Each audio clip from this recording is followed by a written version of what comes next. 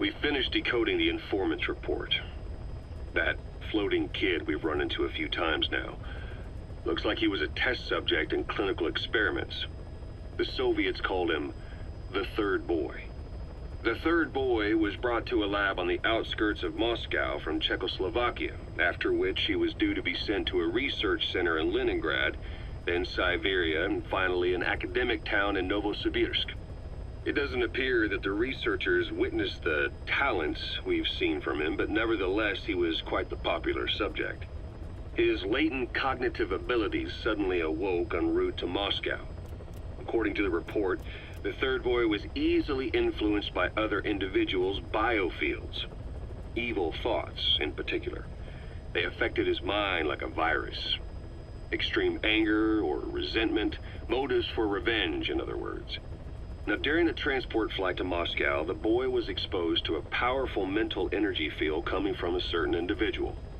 Ever since, being conscious of his powers, he's become a sort of energy generator. What's unique about him is the way his acute telepathic abilities get taken over by another person's will. The boy began to physically parasitize individuals experiencing extreme anger and codify the host's desires. This includes amplifying the host's natural strengths. Or, in accordance with the host's desires, he can also implant program code in another individual, making them a puppet, essentially. Human neural synapses transmit weak electrical currents between neurons. These electrical currents, though at a level difficult to observe, warp the magnetic field outside the body. The third boy is able to pick up these weak fluctuations. Contrary to psychotronics, which involves controlling the human mind, his abilities as a receptor are too high. The emotions he picks up from another individual are amplified and unleashed into his body as they recur in his brain. They turn into microwaves, which then affect the physical world, triggering paranormal phenomena like the spontaneous combustion of organic matter or psychokinesis, moving an object without touching it. There's one other thing. While he's parasitizing a host, the boy's ego gets shut away, allowing the will of the host to take control of his powers, like some annoying static drowning out your own voice. That means he isn't responsible for what's been happening. Somebody's extreme anger has manifested through the third boy's powers in ways none of us could have predicted, which would mean this was going on somewhere around us. Looking back on it, a lot of things make sense now. The man on fire, Sahelanthropus, they both came to life thanks to the third boy's powers. Everything has been happening through him as a catalyst. We first saw him in the hospital on Cyprus. The boy parasitizing the man on fire's desire for revenge gave him his new abilities in return. He next appeared at the Hamid Fighters Fort where the honeybee was hidden. There, the boy parasitized Skullface's vengeful mind. He controlled Sahelanthropus, making it do whatever Skullface wanted. Same goes for when we extracted Emmerich onto the chopper. When he appeared at the Devil's House in Central Africa, Skullface's will controlled the man on fire via the third boy's powers. Everything is clear up to this point. But even the informant couldn't pinpoint who the host was in the cave within Surat power plant.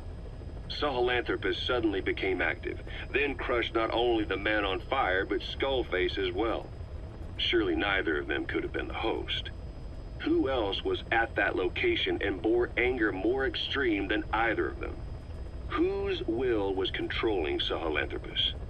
According to the report, emotions transmitted in children's brains affect the surrounding magnetic field more strongly. Cerebral nerves are covered with insulation called myelin sheaths to increase impulse speed. The reason for this leakage has to do with the fact that children's myelin sheaths are still developing. So, how many children do you remember being there?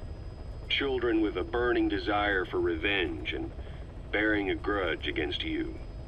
I can think of only one. Eli.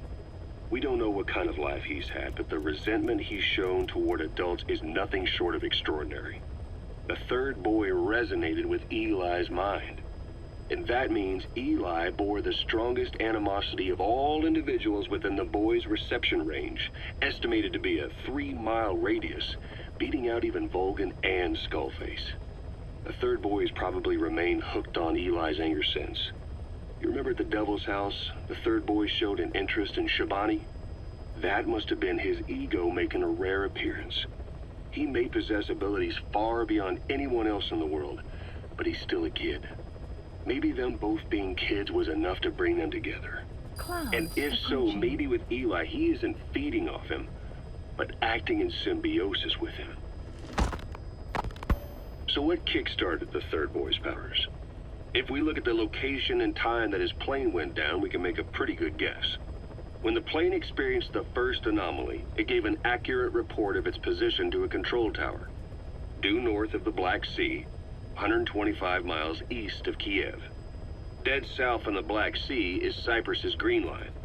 So the plane's position was directly north of the hospital where you'd been asleep for 9 years. And this anomaly was reported at exactly the same time that you woke up. The plane was enveloped in flame from the inside out. The fuselage burnt to ashes. There were no survivors, at least not publicly admitted. Your thoughts formed a synchronicity with the boy's psyche and were amplified inside his brain. That would have been more than enough to trigger his abilities. Your rage was like a big bang in his head, blowing the lid off his powers. The boy was then secretly moved to the lab outside of Moscow where Volgan was comatose. There, Volgan's thoughts resonated with the boy and he was awakened. Volgan became the man on fire, hell-bent on getting revenge on you. His instincts led him straight to you. Skullface knew Volgan from Operation Snake Eater, or perhaps from even before. Monitoring this pair of extraordinaries, he discovered the hospital and sent his assassin and XOF. Skullface was probably watching the situation from close by. Then, realizing how useful these two test subjects could be, he approached them. Reacting to Skullface's thirst for revenge, this time the boy let Skullface's will control Volgan. Volgan, at times driven by personal revenge, at times through Skullface's will, kept on moving, though his body was little more than dead meat. Perhaps there were moments where even your thoughts affected him as well. But without the boy's power, it was like the plug had been pulled from the socket. Everything was powered by anger, malice, revenge. This is how the end of the report sums things up. Both the third boy and the man on fire were originally test subjects of paranormal research for military applications, like telekinetically controlling the leader of an enemy nation and making him launch a nuke, or stopping the heart of someone on the wrong side of the Berlin Wall, experimenting with latent human abilities. They were used as tools of the Cold War. The boy's only crime was being born with unique gifts. But he was sacrificed on the altar of war. His life reduced to slavery under other people's wills. Turned into a living weapon with no will of his own. And eventually the only emotion he could feel must have been the desire to get revenge for the hand he'd been dealt. Boss, it's you that awakened the boy's powers. But there's more to it than that. I guess the anger emanating from you was something he could truly relate to.